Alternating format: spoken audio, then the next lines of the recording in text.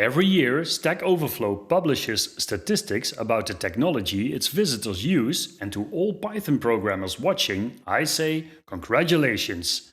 You have made a great choice. But I'll tell you why I think it is a good thing to also be curious about other languages. First, let me show you some statistics. The survey can be found here, and I'll put a link to it in the description. Now, I'm interested in programming languages, and for this I go to Technology. I've looked at this chart before, and JavaScript is at number 1 for as long as I can remember it. The second place is for HTML CSS, which technically is not a programming language, but fair enough, the category includes markup languages as well.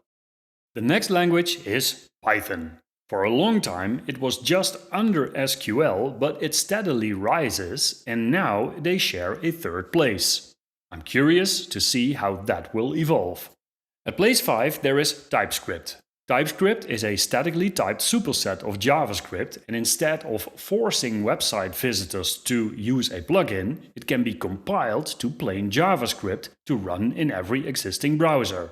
If you are a Python programmer and love type hints, I recommend to check out this talk where they explain some choices they made to add static typing to JavaScript.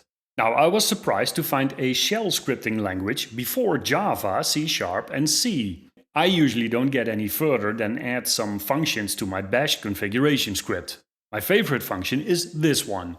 By entering gitzap, all my git changes are added and committed. I know it's a bad thing to do, but after typing these commands a million times, I just had enough of it.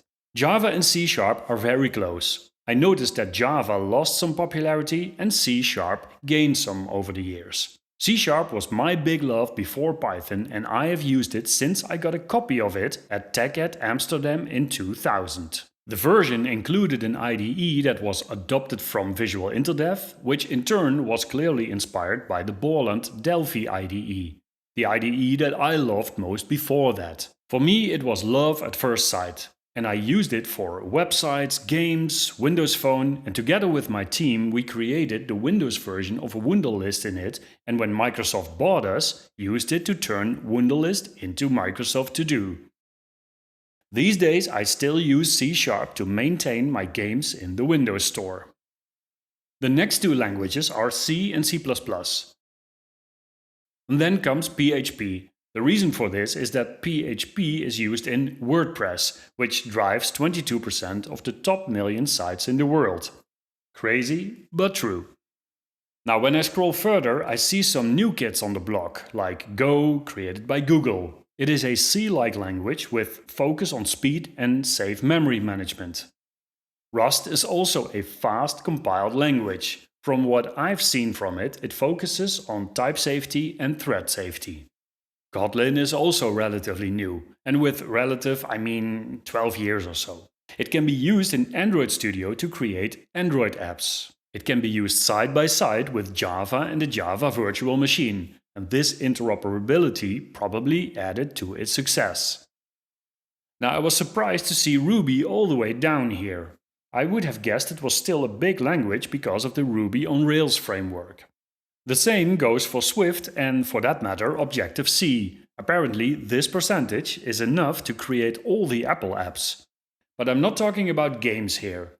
Games are usually made with game engines that use languages like C# and C, and scripting languages like this one here, GDScript. GDScript is used in a game engine called Godot. It is relatively new and already has 2% of developers work with it. Not bad. Now the rest of this list contains languages you might know but are under 2%. The interesting thing is that when you program in these languages, they actually can make you the most money. In the top paying languages list, the same obscure languages are at the top. But let me go back to the popular technologies. In the same overview, I can sort by usage. For example, used by professional developers. Here you see that SQL moved to the second place. SQL is ancient and of course the language of the database. In a world with increasing focus on data, it is not hard to guess why SQL is in demand. Python scores very high, even in this chart. The demand is big apparently. This is not because Python is the best language out there. It is, of course. It is because it is so big in data science and machine learning. All the popular libraries like Keras, Scikit and PyTorch are written in Python or have Python bindings to work with them. This way, a beginner programmer can use the most complicated technologies of our time by typing 5 lines of Python in a Jupyter notebook.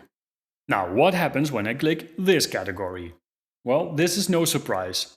First of all, Python is very popular on universities. It is highly likely that the first language that students come in contact with is Python. Compared to this, my first language was BASIC, which lives on in Visual Basic and VBA. And then I moved to Turbo Pascal, that lives on in Delphi. These languages still exist, but have a limited user base in 2025. If you are a Python developer, you obviously made a great choice. But let me tell you one advice I would give myself if I could go back in time. Learn and use 2 languages at the same time. Now, why do I say this? So I started to program in 1984 with BASIC on the Philips P2000. I moved on to a Commodore 64 and then in school I learned Turbo Pascal and assembly code. Around 1996 I started with HTML and JavaScript to program my first websites. Now, without knowing it, the variety of languages was what made me an experienced programmer. But after a short detour in Delphi, I started to work with C#. And used it, and used it, and used it more. Since it was such an all-purpose language, during this time I never felt the need to invest in other languages. Even when I used JavaScript during this time, I programmed in it like it was C#. Now, I got stuck in a single programming paradigm. Luckily for me, in 2018 I had enough of C# and .NET and found Python. Python was very different from anything I knew, and for some reason I fell in love with it. Now, the combination of programming in a statically typed language like C# and a dynamically typed language like Python was such an eye-opener for me. And if I can give you one advice, it is to learn 2 languages at the same time.